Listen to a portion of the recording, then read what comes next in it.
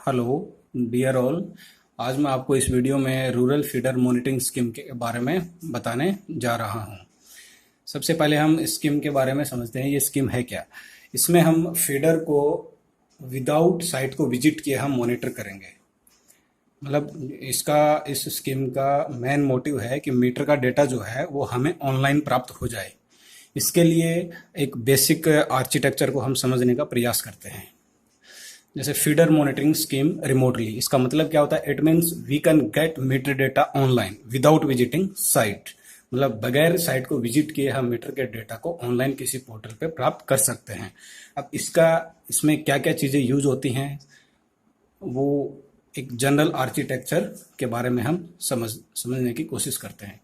इसमें सबसे पहले तो हमारा एक फीडर मीटर है और उसकी एक फैसिलिटी होनी चाहिए कि उसमें जो बिलिंग पैरामीटर है वो रिकॉर्ड होना चाहिए, लोड सर्वे रिकॉर्ड होना चाहिए, इवेंट बेस्ड डेटा और भी जो यूजफुल डेटा होते हैं वो मीटर के अंदर स्टोर होने चाहिए, ताकि मॉडम जो है उस डेटा को ट्रांसफर कर सके पोर्टल पे सिम के थ्रू।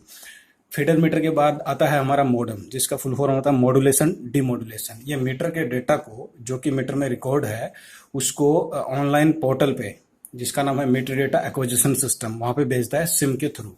अब आता है मीटर डेटा एक्विजिशन सिस्टम। इस पोर्टल पे हमें मीटर का रियल टाइम डेटा अवेलेबल होता है रो फॉर्म में। अब मीटर डेटा एक्विजिशन सिस्टम पर मीटर का रियल टाइम डेटा आने के बाद हम उस डेटा को मैनेज करते हैं। मैनेज करके डिफरेंट डिफरेंट रिपोर्ट्स जनरेट करते हैं, जैसे monthly energy consumption report, event based tripping report, supply report. Supply report में हम single phase, three phase supply report भी निकाल सकते हैं करंट को पैरामीटर कंसीडर करते हुए। और ये सब रिपोर्ट जनरेट होती है मीटर डेटा मैनेजमेंट पे। अब हम थोड़ा सा एक बार एमडीएम एमडास के बारे में देख लेते हैं, मीटर डेटा एक्विजिशन सिस्टम, जिसका एक्सेस है fm.ce/LLABS.com। यहाँ पर मैं पासवर्ड आपको नहीं बता सकता, ये आप अपने कंसर्न असिस्टेंट इंजीनियर एफआईएस और जेईएन असिस्टेंट इंजीनियर एफआईएस एविनल से कांटेक्ट कर सकते हैं। मीटर डेटा एक्विजिशन सिस्टम में मीटर का रियल टाइम रो डेटा आता है। अब मैं मान लो एक कोई मीटर ले लेता हूँ, सर्च में जाकर के मीटर सर्च करता हूँ 156163338। ये मीटर है झुंझुनू सर्कल का।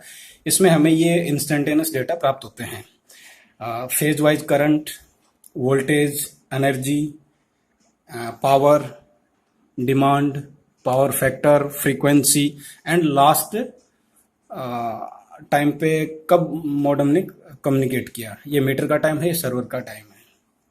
अब आते हैं हम मीटर डेटा मैनेजमेंट सिस्टम पे, जिसका एक्सेस है www.rfms.gov.in। पासवर्ड आप अपने असिस्टेंट इंजीनियर एफआईएस और जूनियर इंजीनियर एफआईएस से ले सकते हैं।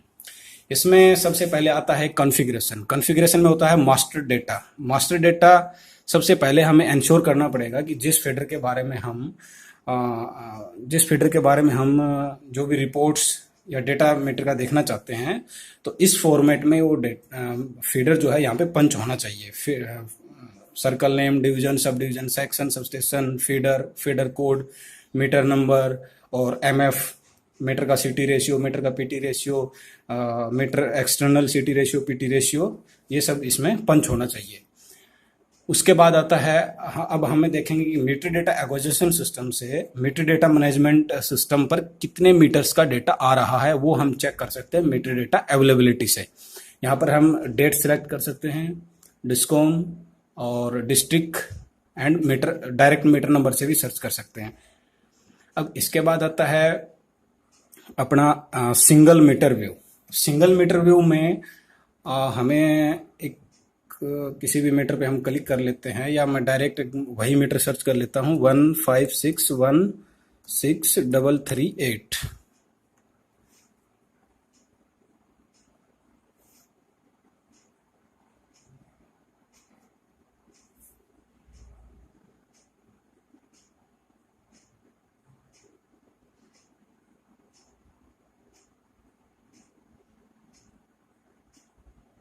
इस मीटर पे हम क्लिक करेंगे। इस मीटर पे क्लिक करेंगे तो मीटर की डिटेल्स आ जाएगी। Meter make, feeder name, modem number, sim number, meter number, feeder code, feeder type, division, sub division जो भी है, एमएफ वगैरह वगैरह, वो यहाँ पे मीटर डिटेल्स में आ जाएगी। सेकंड नंबर पे आएगा हमारा इंस्टेंटेनियस डेटा। अब मान लो कि मैंने सर्च किया 2 दिन का 20 से 21, इसमें इंस्टेंटेनियस डेटा आ गया इस मीटर का 20/4/2005 को 15:11 पे। इसमें वोल्टेज है, फेज वाइज वोल्टेज है, इसमें करंट नहीं आ रहा। और अपना पावर है, मतलब पावर, रिएक्टिव पावर है, अपरेंट पावर है, पावर फैक्टर है, फेज वाइज पावर फैक्टर है, ओवरऑल पावर फैक्टर है, पावर है, फ्रीक्वेंसी है, ये सब में इंस्टेंटेनियस डेटा में मिलेगा। अब इसमें एक सबसे इंपॉर्टेंट चीज आती है फेजर डायग्राम, जो कि हम एनालिसिस पर्पज के लिए यूज कर सकते हैं। इसके बाद आता है हमारा लोड सर्वे, जो कि बहुत ही इंपॉर्टेंट चीज है। इसके बेस पे ही हमारा सप्लाई, जो स्टेट ऑफ फेज सप्लाई है, जो सिंगल फेज, 3 फेज है, वो काउंट होती है। इसी के बेस पे हम किस फीडर को कितना सप्लाई गया, कितना इनपुट गया, वो यहाँ से हम कैलकुलेट कर सकते हैं। जैसे मैंने 2 दिन का लिया लोड सर्वे, तो इसमें ये पूरा जो है लोड सर्वे आ गया। इसमें मैं आपको दिखा देता हूँ कि क्या क्या इसमें पैरामीटर्स आते हैं। इसमें सबसे पहले तो एक आ गया लोड सर्वे ड्यूरेशन, मतलब उसका इंटरवल। जनरली 30 मिनट है या 15 मिनट है, लेकिन अजमेर डिस्को में जनरली 30 मिनट ब्लॉक के सभी मीटर्स हैं। इसमें फेज वाइज वोल्टेज आ गया, एवरेज वोल्टेज, फिर phase wise current, reactive energy, active energy, forward, reverse, lagging, lead और एक्टिव एनर्जी, ये सब इसमें हमारे लोड सर्वे में आ जाते हैं। इसके बाद आती है हमारी डिस्कॉम रिपोर्ट्स। सबसे पहली रिपोर्ट्स है बिलिंग या कंजम्पशन रिपोर्ट्स। बिलिंग या consumption reports, monthly energy consumption report. ये जो रिपोर्ट्स है वो बिलिंग पैरामीटर बेस्ड पे जनरेट होती है। जैसे मैंने मार्च मंथ का निकाला एविनल डिस्कॉम का, तो इसमें आता है अपना एक initial reading and final reading, दोनों का डिफरेंस इनटू एमएफ, वो हो गया हमारा कंजम्पशन उस मंथ का।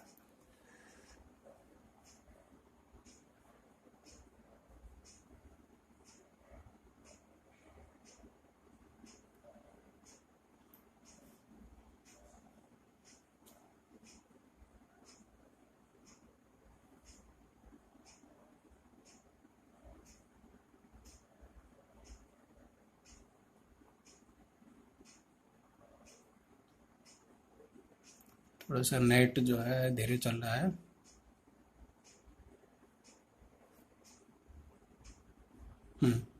ये आ गया हमारा energy consumption, monthly energy consumption.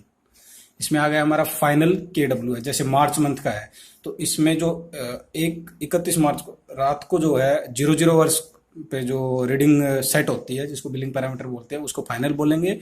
और जो पिछले मंथ की लास्ट डेट को जो 00 वर्ष का, उसको इनिशियल रीडिंग बोलेंगे। दोनों का डिफरेंस आएगा और उसको हम पावर फैक्टर से मल्टीप्लाई करेंगे तो हमारा कंजम्पशन निकल के आ जाएगा, जिसको हम बोलते हैं KWH यूसेज। इसी तरह से ये तो हमारी एक्टिव एनर्जी आ गई, एक्टिव एनर्जी कंजम्पशन आ गया। इसी तरह से अपरेंट एनर्जी कंजम्पशन आ जाएगा। फिर हमारा पावर फैक्टर है, मैक्सिमम डिमांड है KVA में, ये हमारा आ गया मंथली एनर्जी कंजम्पशन रिपोर्ट में। फिर हम चलते हैं इवेंट बेस्ड समरी रिपोर्ट। इसमें हम ट्रिपिंग के बारे में हमें पता लगता है कि किस फीडर पे उस पर्टिकुलर जो हमने टाइम सेलेक्ट किया है उसमें कितनी ट्रिपिंग रही। इसमें मिनट टू मिनट ट्रिपिंग दिखा देगा।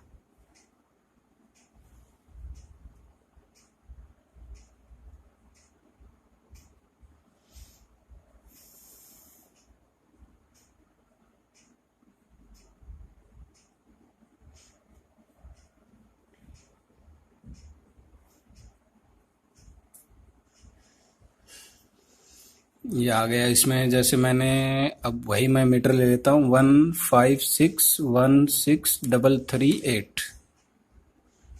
ये सही कला सब स्टेशन पे है, झुंझुनू डिस्ट्रिक्ट में। इस पे 2 दिन की ट्रिपिंग है 18/4/2020 से 19/4/2020। इसमें आ गया इंटरप्शन काउंट, यहाँ पे आ जाएगा, ये आ गई अपनी समरी। इस पे हम क्लिक करेंगे तो हमें पता लग जाएगा कि किस किस टाइम पे वो जो है इवेंट रहे हैं। ये इसमें अकरेंस टाइम, मतलब कब वो इवेंट अकर हुआ और कब रिस्टोर हुआ और उसका टोटल ड्यूरेशन कितना है, ये सब इसमें हमारा आ जाएगा। और अगर टोटल ड्यूरेशन देखना हो तो इसमें आ गया 1 घंटा 30 मिनट। और इसका जो है समरी ये है, इस पर क्लिक करेंगे तो पूरी रिपोर्ट आ जाएगी। अब नेक्स्ट है हमारी status of phase supply report. इसमें हमने जो एविनल डिस्कॉम ने जो रिपोर्ट जनरेट करवा रखी है उसमें करंट को पैरामीटर मान रखा है।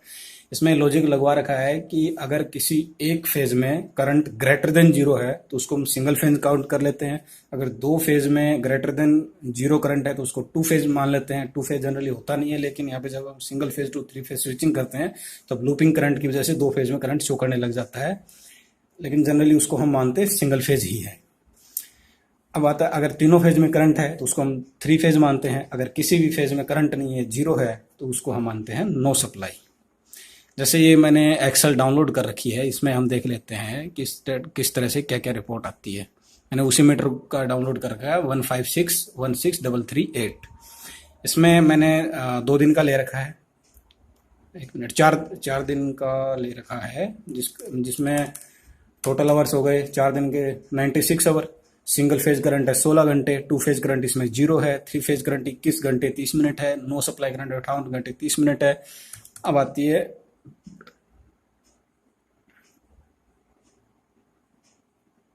अगर मान लो 2 फेज करंट होती है, यहाँ पे अगर मान लो 2 फेज करंट होती 1 घंटा, तो ये जो सिंगल फेज सप्लाई है उसमें भी हम उसको काउंट करते हैं। ये वाली जो सिंगल फेज सप्लाई है वो सम है single phase current plus 2 phase current plus 3 phase current. This is no supply. तो हमने रूरल फीडर मॉनिटरिंग स्कीम के बारे में बेसिक चीज को समझने का प्रयास किया है। इसमें मैंने वही रिपोर्ट्स के बारे में बताया वो जनरली डिस्कॉम में यूज होती हैं। आशा करता हूं कि आपको ये सब समझ में आया होगा, लेकिन फिर भी अगर आपको डाउट है तो आप मेरे ईमेल आईडी sunil sunilSEORAN60054 पर आप मुझसे क्वेश्चन पूछ सकते हो, व्हाट्सएप कर सकते हो 8059472808।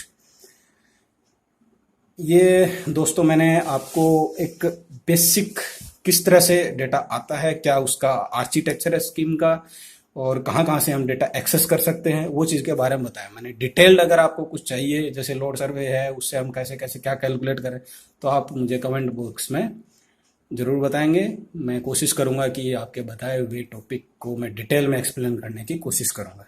धन्यवाद।